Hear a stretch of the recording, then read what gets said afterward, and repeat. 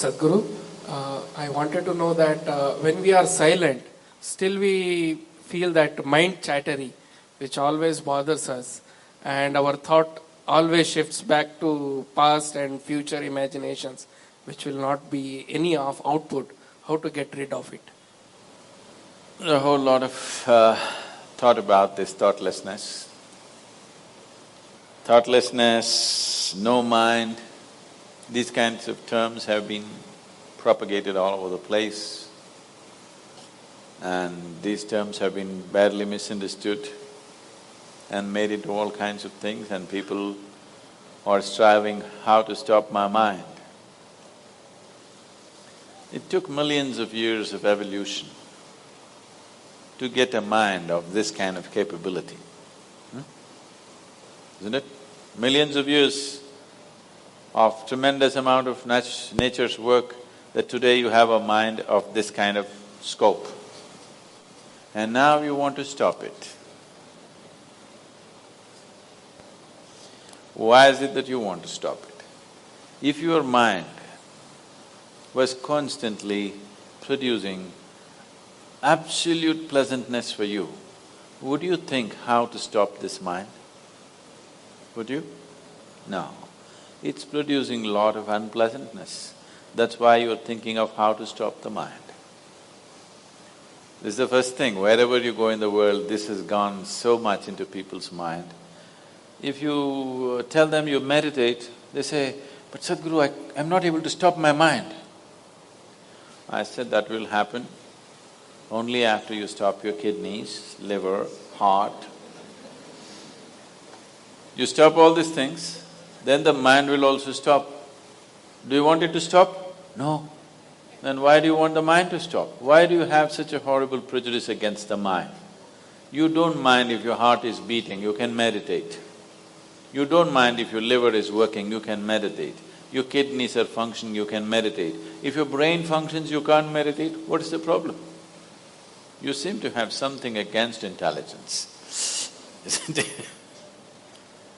This is the conspiracy of the stupid against human intelligence, that to meditate means your brain must be frozen. No. You don't have to freeze your brain. We were looking at this yesterday itself.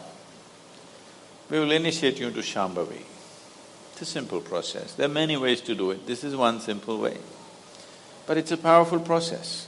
If you sit here, you will see your body is here, your mind is somewhere, who you are is somewhere else. Once there is a space between you and the mind, then what the mind is not doing, what the mind is doing is not even an issue. It is like you're stuck in the traffic jam. You're struggling through the traffic. That's one experience.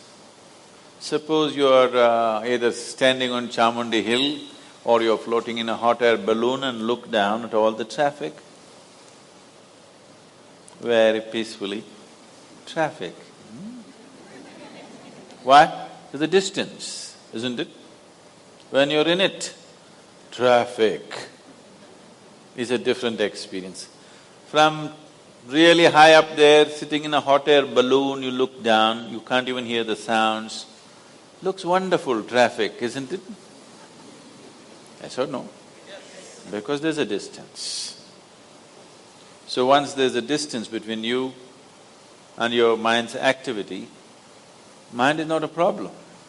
Mind is a miracle, it is not a problem.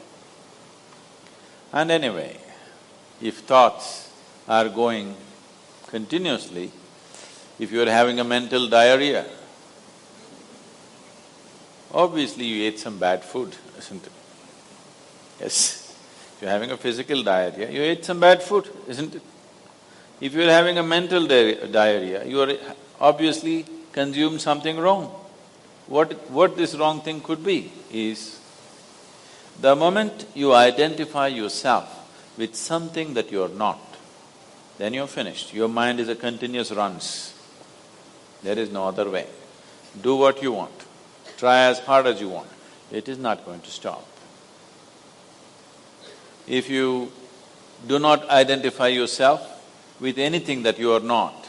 You know how to be with everything, you know how to use everything, but you're not identified with it, then you will see if you sit here, simply mind will be like this. You want to use it, you can use it, otherwise it'll be like this. Right now your hands are like this, or you're holding it tied up because it'll go all over, is it? No. You can keep it like this. You can keep it like this, you can keep it like this.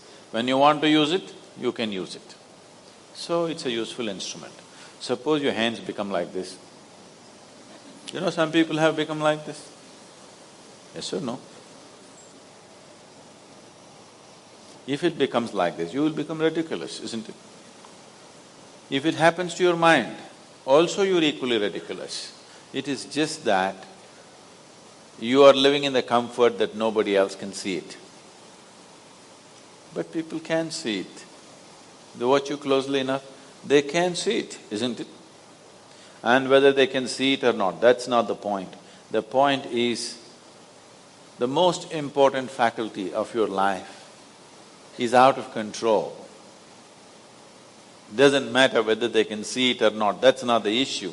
The issue is, the most important faculty in your life is out of control, doing its own rubbish all the time, not doing what you want it to do.